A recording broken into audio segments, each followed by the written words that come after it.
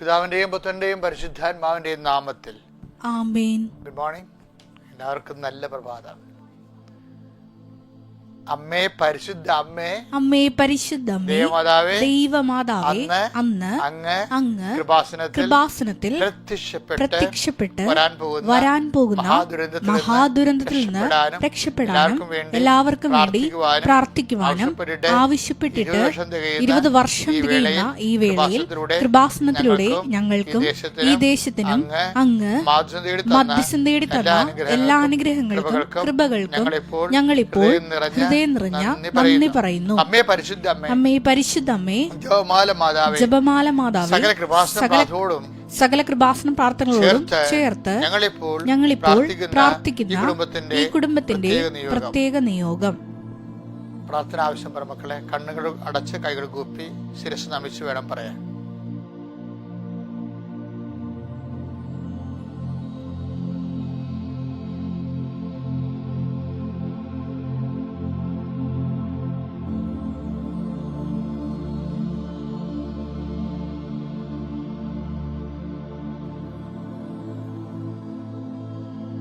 അമ്മയുടെ പ്രത്യക്ഷീകരണത്തിന്റെ ഈ ദ്വാദശക വേളയിൽ ഞങ്ങൾക്ക് സാധിച്ചു തരുവാൻ കനിയണമേ. വിശ്വാസ പ്രമാണം. സർവശക്തനായ പിതാവും ആകാശത്തിന്റെയും ഭൂമിയുടെയും സൃഷ്ടാവുമായ ദൈവത്തിൽ ഞാൻ വിശ്വസിക്കുന്നു. അവിടുത്തെ ഏകപുത്രനും ഞങ്ങളുടെ കർത്താവുമായ ഈശോ മിശിഹായിലും ഞാൻ വിശ്വസിക്കുന്നു. ഈ പുത്രൻ പരിശുദ്ധാത്മാവിനാൽ ഗർഭസ്ഥനായി കന്യകാ മറിയത്തിൽ നിന്ന് പിറന്ന് പൊന്തിയോസ് പീലാത്തോസിന്റെ കാലത്ത് പീഡകൾ സഹിച്ച് കുരിശിൽ തറയ്ക്കപ്പെട്ട് മരിച്ച് അടക്കപ്പെട്ട് പാതാളങ്ങളിൽ ഇറങ്ങി മരിച്ചവരുടെ ഇടയിൽ നിന്ന് 3-ാം നാൾ ഉയർത്ത് സ്വർഗത്തിലേക്ക് എഴുന്നള്ളി സർവശക്തിയുള്ള പിതാവായ ദൈവത്തിന്റെ വലതുഭാഗത്തിരിക്കുന്നു. അവിടെ നിന്ന് ജീവിക്കുന്നവരെയും മരിച്ചവരെയും വിധിക്കുവാൻ വരുമെന്നും ഞാൻ വിശ്വസിക്കുന്നു. പരിശുദ്ധാത്മാവിലും ഞാൻ വിശ്വസിക്കുന്നു. വിശുദ്ധ കത്തോലിക്കാ സഭയിലും പുണ്യവാന്മാരുടെ ഐക്യത്തിലും പാപങ്ങളുടെ മോചനത്തിലും ശരീരത്തിന്റെ ഉയർപ്പിലും നിത്യമായ ജീവിതത്തിലും ഞാൻ വിശ്വസിക്കുന്നു. ആമേൻ. സുഖസ്ഥനായ ഞങ്ങളുടെ പിതാവേ, അങ്ങയുടെ നാമം പൂജിതമാകണമേ. അങ്ങയുടെ രാജ്യം വരണമേ. അങ്ങയുടെ തിരുമനസ് സ്വർഗത്തിലെ പോലെ ഭൂമിയിലും ആകണമേ. അന്നു വേണ്ടുന്ന ആഹാരം ഇന്ന് ഞങ്ങൾക്ക് തരണമേ. ഞങ്ങളോട് തെറ്റ് ചെയ്യുന്നവരോട് ഞങ്ങൾ ക്ഷമിക്കുന്നത് പോലെ ഞങ്ങളുടെ തെറ്റുകൾ ഞങ്ങളോടും ക്ഷമിക്കണമേ. ഞങ്ങളെ പ്രലോഭനത്തിൽ ഉൾപ്പെടുത്തരുതേ, തിന്മയിൽ ഞങ്ങൾ രക്ഷിക്കണമേ. ആമേൻ. നന്മ നിറഞ്ഞ മറിയമേ, സ്വസ്തി. കർത്താവ് അങ്ങയുടെ കൂടെ സ്ത്രീകളിൽ അങ്ങ് അനുഗ്രഹിക്കപ്പെട്ടവളാകുന്നു. അങ്ങയുടെ ഉദരത്തിൻ ഫലമായി ഈശോ അനുഗ്രഹിക്കപ്പെട്ടവനാകുന്നു. പരിശുദ്ധ മറിയമേ, തമ്പുരാന്റെ അമ്മേ, പാപികളായ ഞങ്ങൾക്ക് വേണ്ടി ഇപ്പോഴും ഞങ്ങളുടെ മരണസമയത്തും തമ്പുരാനോട് അപേക്ഷിക്കണമേ. ആമേൻ. എന്റെ പ്രിയപ്പെട്ടവരെ, നമ്മള് അനുദിന അനുഗ്രഹ പ്രാർത്ഥനയിലേക്ക് പോവുകയാണ്.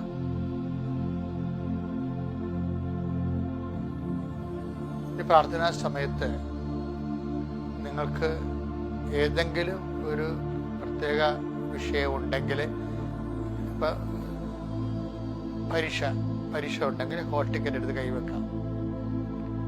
ഞാൻ നിങ്ങൾക്ക് സമയം തരികയാണ്. ഹോൾ ടിക്കറ്റ് എടുത്ത് കൈവെക്കാം. പെട്ട് തുറന്നത് എടുക്കുക. ഇനി പ്രമാണം അല്ലെങ്കിൽ ടാക്സ് അടക്കാൻ പോകുന്നവരുണ്ട്, ബാങ്കിൽ പോകുന്നവരുണ്ട്, പാസ്ബുക്ക് കയ്യിൽ വെക്കാം. ഈ പ്രാർത്ഥനാ സമയം എന്താണ് നിങ്ങൾ ചെയ്യാൻ പോകുന്ന അതിനോട് ബന്ധപ്പെട്ട വസ്തുക്കൾ ദൈവതിരുസന്നിധി ഉയർത്തി വെക്കാം. ഇനി അച്ഛൻ പ്രാർത്ഥിക്കുന്ന സമയത്ത് നിങ്ങൾ നിൽക്കുന്ന ഇടത്തെ കർത്താവ് അനുഗ്രഹിക്കും. നിങ്ങൾ വീട്ടിൽ തന്നെ ഒരു പീഡികക്കട തുടങ്ങണമെന്ന് വിചാരിച്ചു. ചെറുക്ക അങ്ങനെ ഉണ്ടല്ലോ, വേറെ പീഡികക്കട വെക്കുമ്പോൾ വലിയ കാശൊക്കെ ആകാണ്ട് വീട്ടിൽ തന്നെ ഒരു മുറി സെറ്റ് ചെയ്ത് പീഡികക്കട പാവപ്പെട്ടവരുടെ ജീവിതമാണത്. അപ്പൊ അവര് അവിടെ പോയി നിൽക്കും. ഈ മൊബൈൽ എടുത്തുകൊണ്ട് ആ സ്ഥലത്ത് പോയി നിൽക്കണം, ആ മുറിക്ക് പോയി നിൽക്കണം. പുറത്താണെങ്കിൽ പുറത്ത്.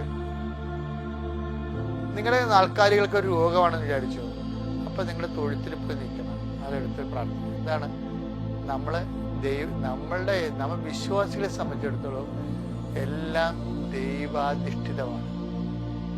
നമ്മൾ ദൈവാധീനം എന്ന് പറയത്തില്ല, ദൈവത്തിന് അധീനം.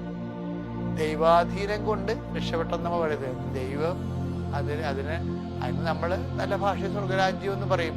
ദൈവത്തിന്റെ അധീനത എല്ലാം ദൈവം സമസ്തവും അവന്റെ പാദത്തിന്റെ കീഴിലാക്കിയിരിക്കുന്നു എന്നുള്ള സത്യത്തെ അനുസ്മരിച്ചുകൊണ്ടാണ് നമ്മളുടെ ആ വിഷയത്തിന് മേൽ നമ്മൾ സമർപ്പിക്കുന്നത്. കർത്താവേ, നിന്റെ ഉന്നതമായ നാമത്തിന് സ്വസ്ഥം ചെയ്യുന്നു.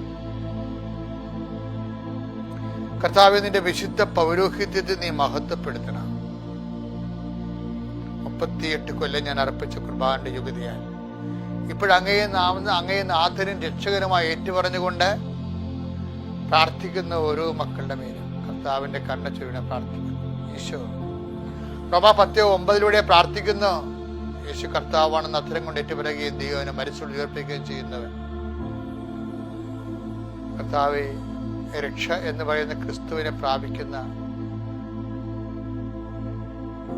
എല്ലാ മക്കളെയും നീ ആ കൃപയിൽ വളർത്തണമെന്ന് പ്രാർത്ഥിക്കുന്നു. കർത്താവെ, കൃപാസനാമേ, പരിശുദ്ധമേ, ദേവമാതാവേ, കാലാവസ്ഥ വ്യതിയാനത്തിന്റെ ഭാഗമെന്ന് പറയുമ്പോൾ ആവശ്യമില്ലാത്ത സമയത്ത് നിനച്ചറിയാതിരിക്കും മഴയും പ്രകൃതിക്ഷോഭങ്ങളും ഉണ്ടാകും.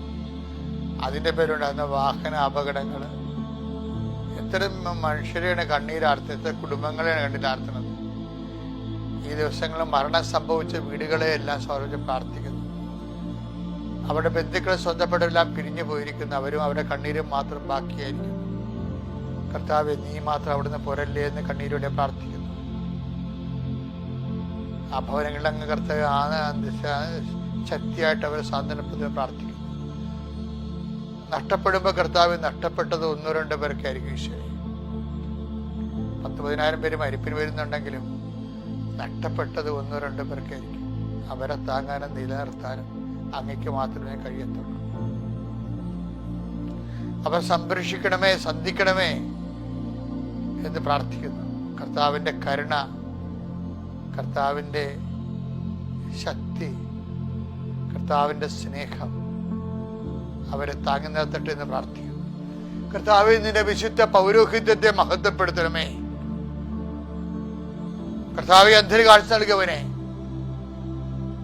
കർത്താവേ, ചെകിടിന് കേളി നൽകിയവനെ, കർത്താവേ, ഊമന് സംഭാഷണം നൽകിയവനെ, മഹോരോശപ്പെടുത്തവനെ, തൽവാരോശപ്പെടുത്തവനെ, മനുഷ്യരെ ഏൽപ്പിച്ചവനെ, നിന്റെ തിരുനാമസ്തുതി പറയുന്ന കർത്താവേ, നിന്റെ മക്കളെ അങ്ങ് ശ്രദ്ധിക്കണമേ.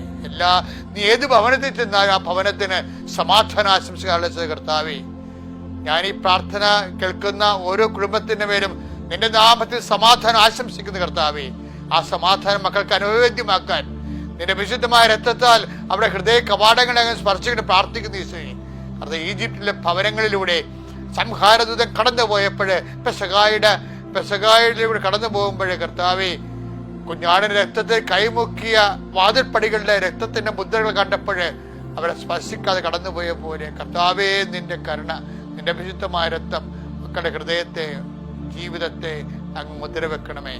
സംഹാരം അവരെ കാണാതെ കണ്ട് കടന്നു പോകാൻ ഇടയാക്കണമേ. കർത്താവേ, സുവിശേഷത്തിന്റെ സാക്ഷികളാകാൻ മക്കളെ അങ്ങ് ഒരുക്കണമെന്ന് പ്രാർത്ഥിക്കുന്നു. ഓരോ കാലം കൂടുതൽ സങ്കീർണമാകുമ്പോൾ അമ്മേ, പരിശുദ്ധമ്മേ, ദേവമാതാവേ, മക്കളെ അല്ല അമ്മ വളർത്തിയതുപോലെ സുവിശേഷത്തിലെ ഞങ്ങളെ വളർത്തണം. സങ്കീർണമായ കാലത്തെ അതിജീവിക്കാൻ സങ്കീർണമായ ശക്തമായ ആധ്യാത്മികയുടെ അഭിഷേകത്താൽ അമ്മേ, അങ്ങയുടെ മക്കളെ സുവിശേഷത്തിൽ വളർത്തണം. നീ എങ്ങനെയാണോ ഉണ്ണീശയെ വളർത്തിയത്, എങ്ങനെയാണോ യേശുവിന്റെ കൂടെ രക്ഷാകരമായ എല്ലാ ദിനങ്ങളിലും നീ നടന്നു പോയത്, എങ്ങനെയാണോ ക്രിസ്തുവിന്റെ ദൗത്യം പൂർത്തിയാക്കാൻ നീ കുരിശിന്റെ ചുവട് നിന്നത്, അമ്മേ, നിന്നെ പോലെ ആരുമില്ല. ദൈവത്തിന്റെ കണ്ണ് നിങ്ങളൊക്കെ ആവശ്യിക്കട്ടെ, ദൈവത്തിനൊക്കെ ആവശ്യിക്കട്ടെ. സർവോപരി കർത്താവേ, നിങ്ങളുടെ ഹൃദയത്തിന്റെ എല്ലാ ഭാരങ്ങളും യേശു ക്രിസ്തുവിന്റെ നാമം നീങ്ങി പോകട്ടെ.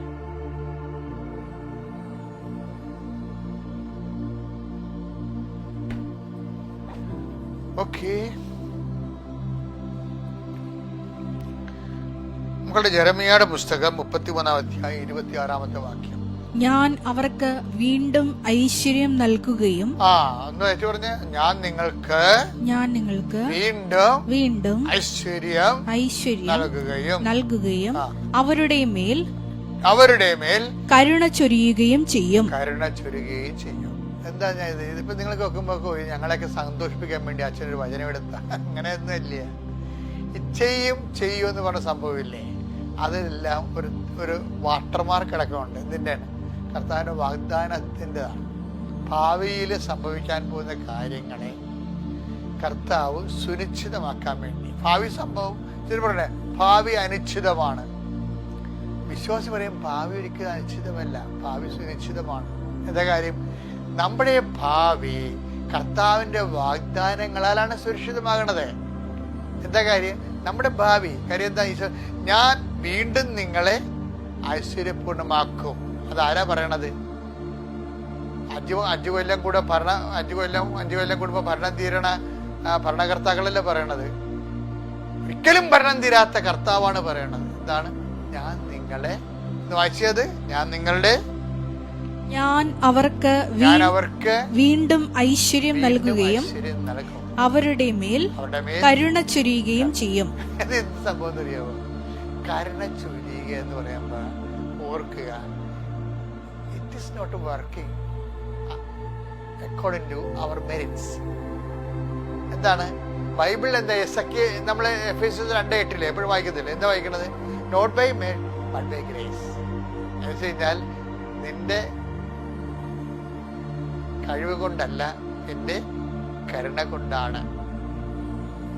അപ്പൊ കരുണ എന്ന് പറയണത് നമ്മുടെ യോഗ്യത, നമുക്ക് യോഗ്യതയില്ല ഭാവിക്ക് വേണ്ട, നമ്മുടെ ഭാവിക്ക് വേണ്ട റിസോഴ്സസ് വേണ്ട, നമ്മുടെ ഭാവി ഭദ്രമാക്കാനുള്ള സെറ്റപ്പ് നമ്മുടെ കയ്യിലില്ല. അപ്പൊ എന്ത് ചെയ്യും? അതിന് ദൈവം ഔദാര്യം കരുണ കാണിക്കണം. അതാണ് ഞാൻ വീണ്ടും നിങ്ങൾ ഐശ്വര്യപൂർണ്ണമാക്കും. പിന്നെ എന്ത് ചെയ്യും? ഞാൻ അവർക്ക് വീണ്ടും ഐശ്വര്യം നൽകുകയും അവരുടെ മേൽ കരുണ ചൊരിയുകയും ചെയ്യും. രണ്ട് കണക്കാണ്. കാര്യം നമുക്ക് ഐശ്വര്യം വേണമെന്നുണ്ടെങ്കിൽ നമ്മുടെ യോഗ്യത കൊണ്ടല്ല ഐശ്വര്യം കിട്ടണത്. നമുക്ക് ഐശ്വര്യം വേണമെന്നുണ്ടെങ്കിൽ നമ്മുടെ യോഗ്യത കൊണ്ടല്ല ഐശ്വര്യം കിട്ടണം. പിന്നെ എന്താണ്? കർത്താവിന്റെ കരുണ കൊണ്ടാണ്. അപ്പൊ നമ്മൾ ആശ്രയിക്കുന്നത് കർത്താവിന്റെ കരുണയെ തന്നെയാണ്. പക്ഷെ കർത്താവിന്റെ കരുണയെ ആശ്രയിക്കുന്നവർ എന്ത് ചെയ്യണം? അവര് കർത്താവിന്റെ കരുണ നമുക്ക് ലഭ്യമാകുന്ന രീതിയിൽ ജീവിതത്തെ പുനഃക്രമീകരിക്കണം. ഞാൻ നിങ്ങൾക്ക് ഐശ്വര്യം വീണ്ടും നൽകുമെന്ന് പറയുമ്പോഴേ അതൊരു വാഗ്ദാനമാണത്. വാഗ്ദാനം നമുക്ക് എങ്ങനെ ലഭിക്കണത്? എല്ലാ വാക്കിന്റെ ഉള്ളിലും ദൈവം ദാനം വെച്ചിട്ടുണ്ട്. അതിനാണ് വാഗ്ദാനം എന്ന് പറയണത്. ഈ വാക്കിന്റെ ഉള്ളിരിക്കുന്ന ദാനത്തെ നമ്മൾ പുൾ ഔട്ട് ചെയ്യണം. അതിനാണ് പ്രോമിസ് എന്ന് നമ്മൾ പറയത്തില്ലേ, പ്രോമിത്തരെ ടു പുൾ ഔട്ട്. അത് പ്രോമിസ് എന്ന് പറയുന്ന ഇംഗ്ലീഷ് പദത്തിന്റെ ലത്തീൻ അതിനെ ധാതു പിരിക്കുമ്പോൾ പ്രോമിത്തരെ ടു പുൾ ഔട്ട്, വലിച്ചു പുറത്തെടുക്കുക.